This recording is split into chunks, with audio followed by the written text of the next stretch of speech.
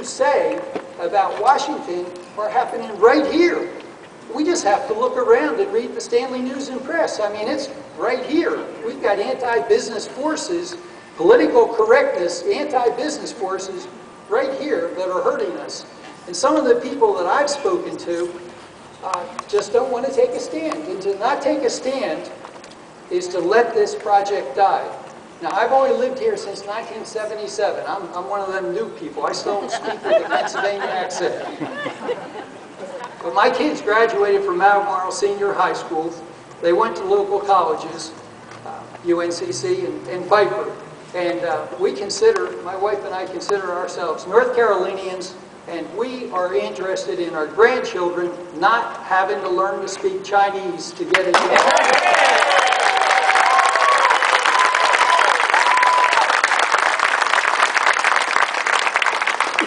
Alcoa has been good stewards of the lakes for fishing, boating, and recreation. First boat I bought and went out on Baden Lake. We had some of the best family times that we've had.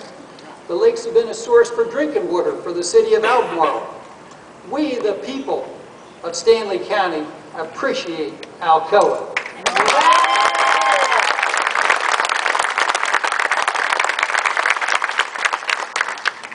I'm for clean air.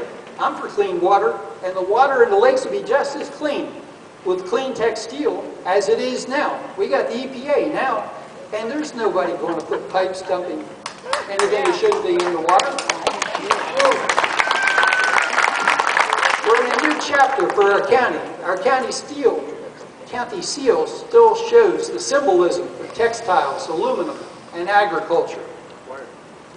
Well, you know, we can substitute steel for the aluminum and not change the county seal.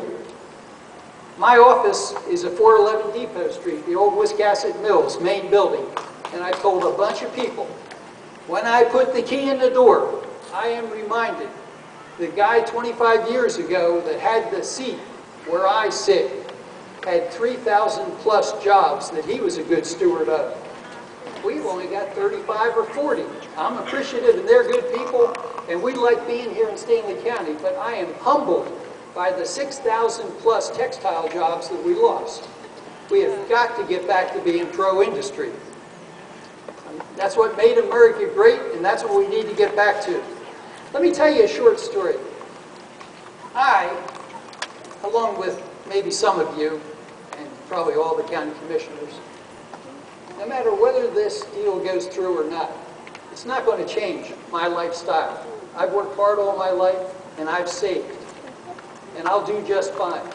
I'll still shop at Harris Teeter. My wife will still put the same food on the table, and I'll still shop and buy the same clothes.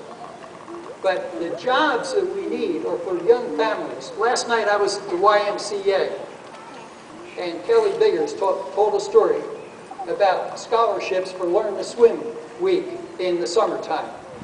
And Kelly said, we had this young family come and they wanted to teach their 2 children to swim. And Kelly says, well, that's going to be X number of dollars. I think it was $150. And the gal says, well, I'm sorry, we can't do that. Kelly says, well, how much do you have? How much can you afford? She says, $5. Kelly says, well, I'll tell you what, we can arrange a scholarship.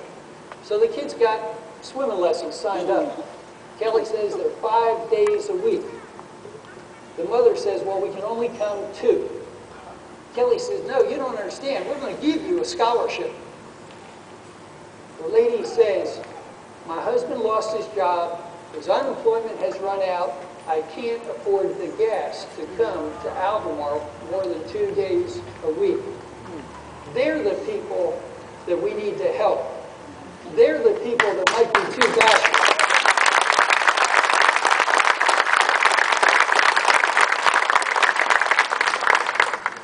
We have got to stand up and help the people that are struggling.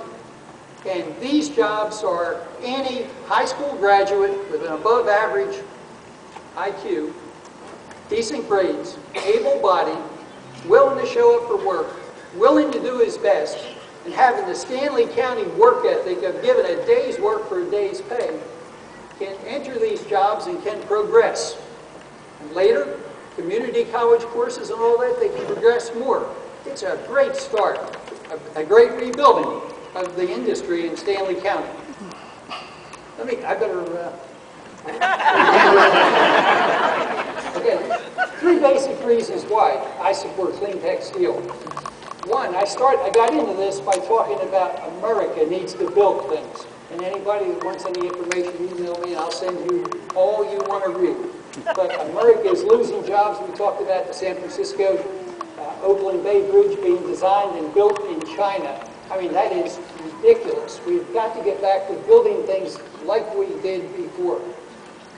2, if we do not earn the privilege to have clean tech steel located here, we're going to poison the atmosphere for anybody else.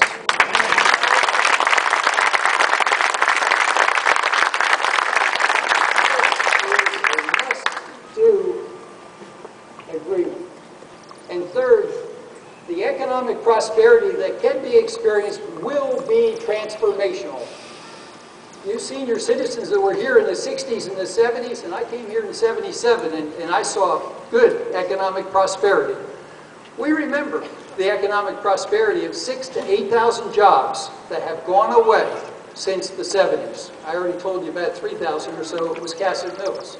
We had the Alcoa jobs, got Stanley Knitting Mills, we've got DJ Snyder, Reeves Manufacturing, you go on and on. We were flourishing. Those jobs look pretty good. We're looking at somewhere between $25 and $40 million. And as Jim Harrison said, you know, the jet fuel and the spin-off things are things you just don't count on. Let's talk about schools. What can the restoration of Dayton as an industrial production city do for education? Well, the debates about school closings, funding for the community college, donations to Piper may be a whole lot different if we had 500 or 800 jobs, if we had another $25 or $50 million.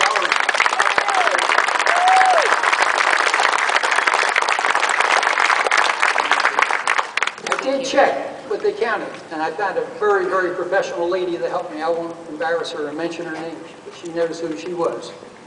And I said, I want to know, what would $300 million worth of equipment result in as far as the schools go? And I was told, first of all, Alcoa Power Generation pays, I was told, about $500,000 a year now to the Stanley County budget in taxes. If there's a $300 million investment and if $150 million, it's hard for me to imagine that much money. There's $150 million of it taxable. That would result in about $200,000 for the school system. That is 20% of the $1 million total county budget. And we're talking making things a lot better for education. Beyond that, the 500 jobs or more, we call those families, heads of household. They'd be living in the county, paying real estate taxes on their homes, and even if it was an average of $1,000 per dwelling, per family, that's another $500,000. So that's just the impact on K through 12 education. As we go to these clean tech steel facilities and as we go to ERI,